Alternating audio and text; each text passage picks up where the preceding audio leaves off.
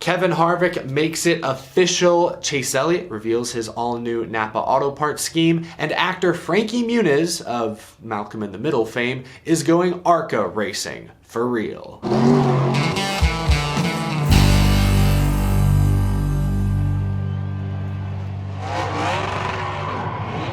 How's it going, y'all? My name is Eric. Welcome to Out of the Groove.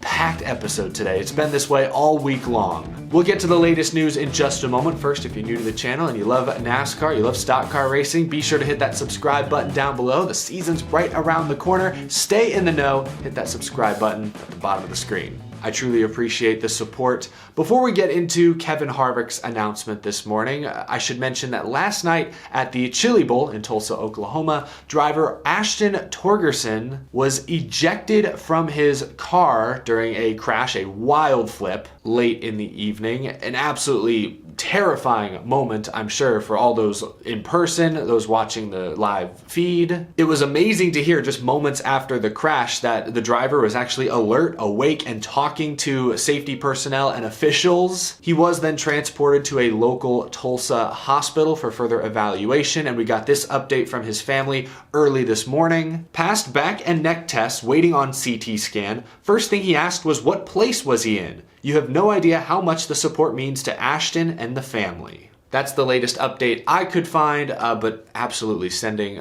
prayers, best wishes to Ashton Torgerson and his entire family. There are some replays of the wreck, but I'm not going to share them here. I'm honestly not even sure YouTube would allow me, even if I wanted to. A scary and shocking situation for sure. And the last thing I want to do is be insensitive, but it's also a scenario where I think everyone has to stop and ask questions. How could something like this even happen? When the time is right, I do hope people are able to investigate what exactly led to this happening, because drivers should not be ejected from their cars. I don't care what kind of car, what kind of series we're talking about. Certainly not at the Chili Bowl. That should not happen. So again, I want to wish Ashton Torgerson and his entire family the best. A very scary situation that hopefully we never have to witness again.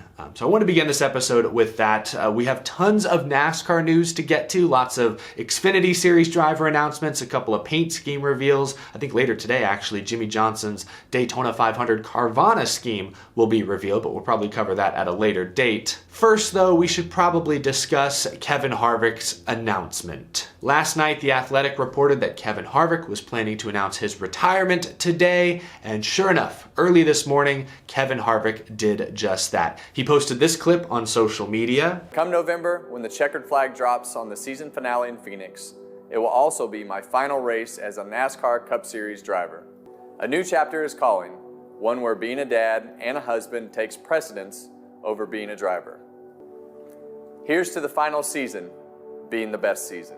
I know we've been expecting this announcement for a while now, but it's still kind of surreal to actually see it happening, to hear it come straight from the horse's mouth. Now, credit to Stewart-Haas Racing and Tony Stewart for posting their own very touching, emotional tribute to Kevin Harvick on their social media channels. I highly encourage you to go check out the full video. In it, Tony Stewart calls Kevin Harvick, without a doubt, the greatest driver we've had, referring to Stewart-Haas Racing, which, coming from Tony Stewart, I think that means a lot. Only Tony Stewart and Kevin Harvick have won championships under the SHR banner. You heard in those first clips Kevin Harvick talking about spending more time with his family. He elaborated a bit more during an interview with Jenna Fryer of the Associated Press. He specifically mentioned being there as his two kids start their potential racing careers. Harvick said, quote, "You know, Keelan, he needs that father figure in his life, especially as he goes down the racing route. And then Piper probably asked to go to the go-kart track more than he does, and having to send her to the track by herself really frustrates me. You don't want her to not have the opportunity to learn like he did. She makes twice as many strides in a day while I'm there than she would in a day when I'm not there. So there's just a time when you have to ask yourself, what's the most important thing for me and my time and my family right now?" If anyone in the NASCAR Cup Series has earned a happy retirement, it's Happy Harvick. He's about to enter his 23rd full-time NASCAR Cup Series season. We talked about some of this yesterday, but for the last couple of years, he's been the oldest full-time driver on the circuit. He's still great. He's still a contender. Last year, he won 2 races, and for a few weeks there, he convinced all of us that he may still be a legit championship threat. But family, of course, always comes first. And when we look at Kevin Harvick's age, and especially when we look at what he's accomplished in the sport, there's no question he's earned a happy retirement. It only takes a glance at Kevin Harvick's resume to know he's a first ballot Hall of Famer. He's a Cup Series champion. He's won 60 races. That ties him for 9th on the all-time list. He's won the Daytona 500. He's won every crown jewel race at least once. He's won a couple of Busch Series, now Xfinity Series championships. He's won Truck Series championships as an owner. Cup Series Rookie of the Year. I could go on and on. He's a first ballot Hall of Famer. There is no debating that. Kevin Harvick's numbers really jump off the page though when you just look at the last 9 seasons he spent with Stewart-Haas Racing. Since joining SHR in 2014, he's won 35 races,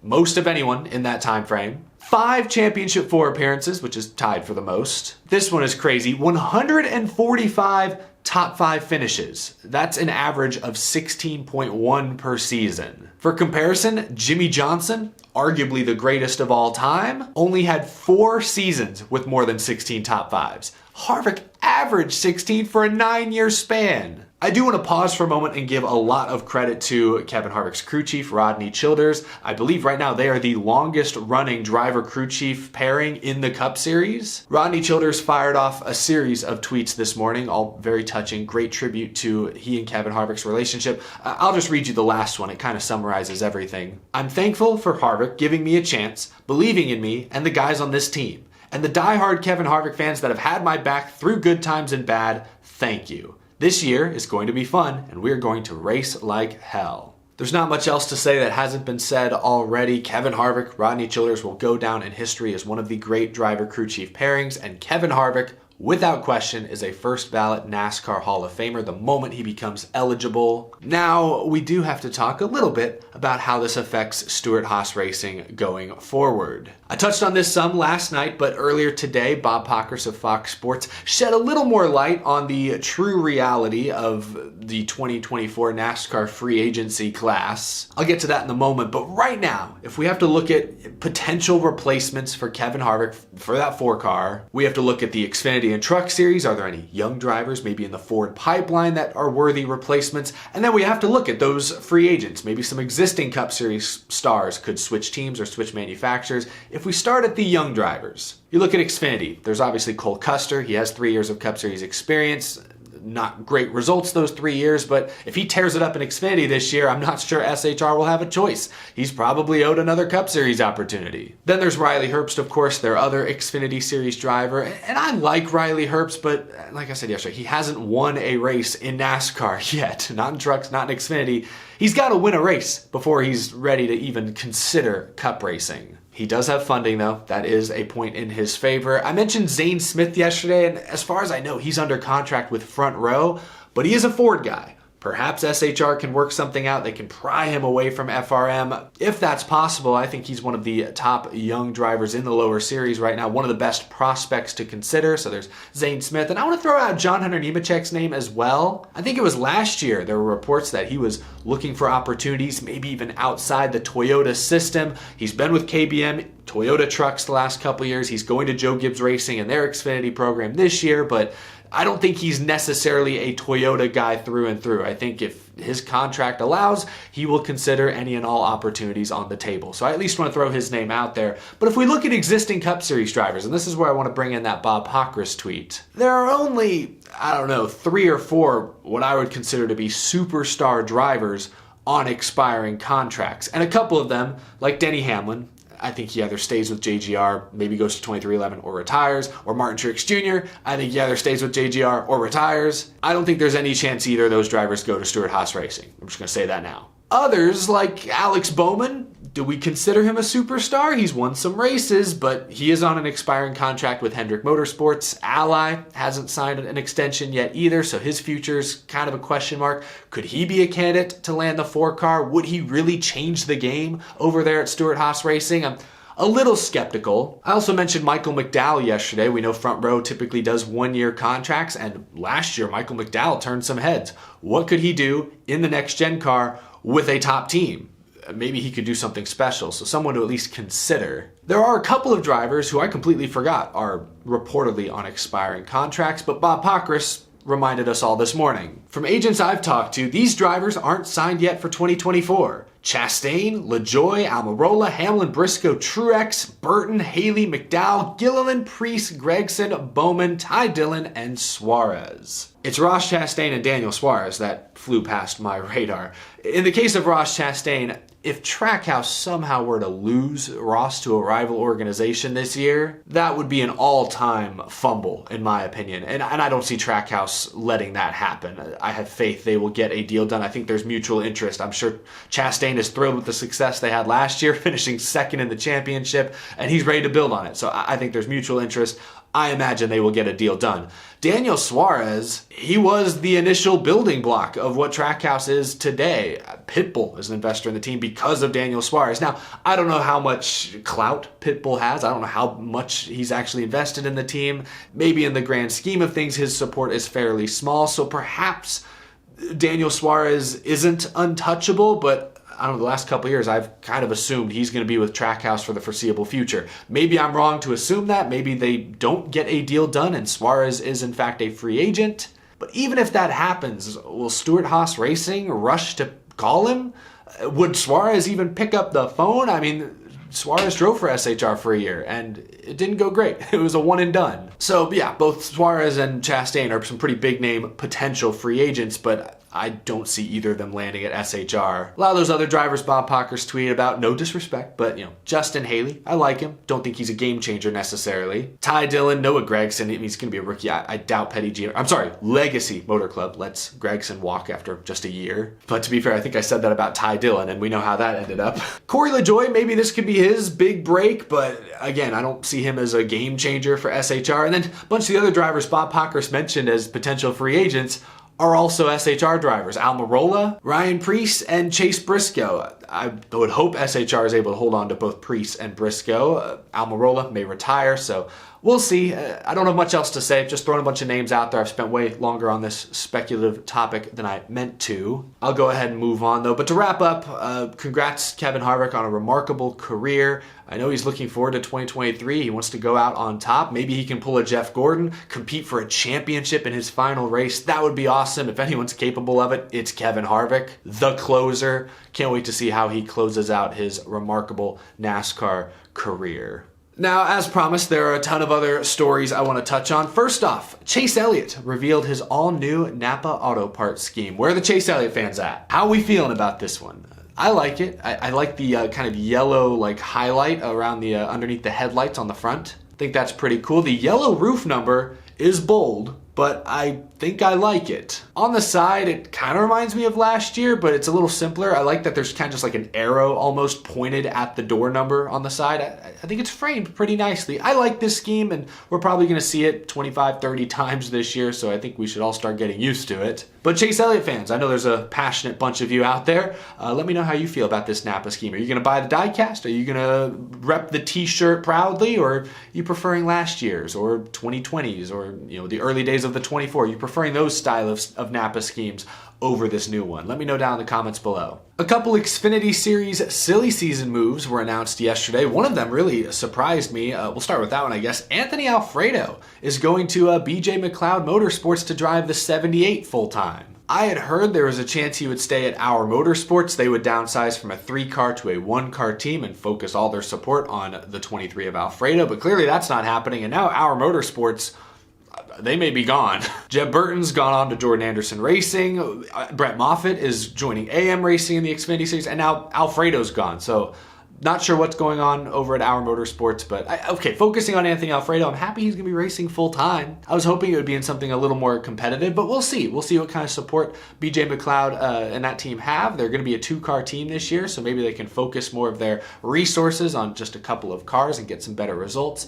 I'm optimistic. I will say the Dude Wipes colors always pop on the racetrack, so excited to see that car in person. Another Xfinity Series silly season move announced yesterday was not much of a surprise. Austin Hill is returning to the Richard Childress Racing number 21. Last year, Austin Hill made a good playoff run, won 2 races, both super speedways. He won the season opener at Daytona, got off to a hot start. Hill showed some promising signs last season, and we talked about this earlier in the week, but RCR added Mike Shiplett as their new Xfinity Series competition director. And last time Mike Shiplett competed in the Xfinity Series, it was as a crew chief in 2019 with Cole Custer. He won 7 races, was pretty dominant. So maybe big things are ahead for RCR's Xfinity program. I'm watching Sheldon Creed and Austin Hill closely this year, but happy for Hill. He's been just quietly really good and consistent no matter what equipment he's been in, trucks and Xfinity. I mean, he's been in good equipment across both series the last few years, but he's won races every year. Multiple races, I think, every year. I think he's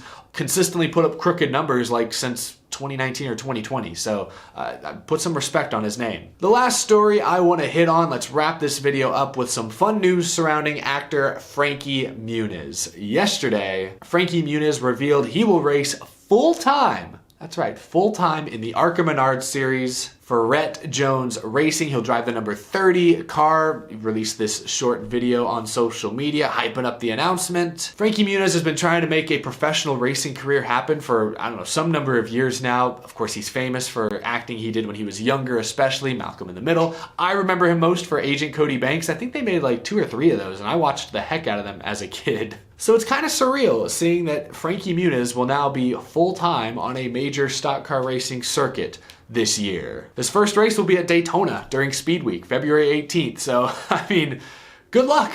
I know some people have negative reactions to celebrities like this trying to race cars at a professional level. They see it as solely a publicity stunt. They're taking an opportunity away from someone who's really grit and grinded their whole career to try and get an opportunity.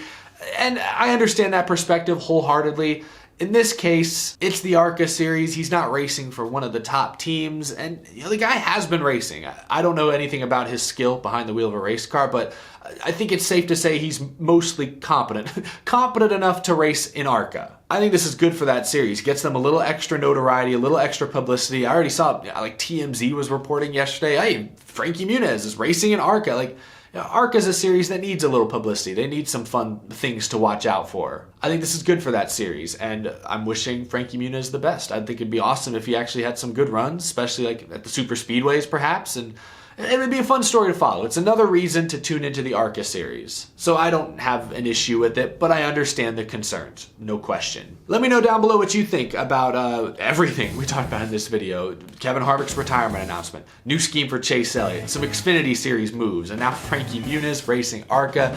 Lots of stuff to discuss. This week has been extraordinarily busy. I appreciate you guys tuning in. Leave a comment down below. And while you're down there, if you enjoyed this video, leave a like. It helps out the channel. And if you're new, once again, hit that subscribe button so you stay up to date on all things NASCAR. And as always, a big thank you to my Patreon supporters for going above and beyond to support the show. I greatly appreciate your very generous contributions. I will see you all again very, very soon. Thank you so much for watching. Have a fantastic rest of your day.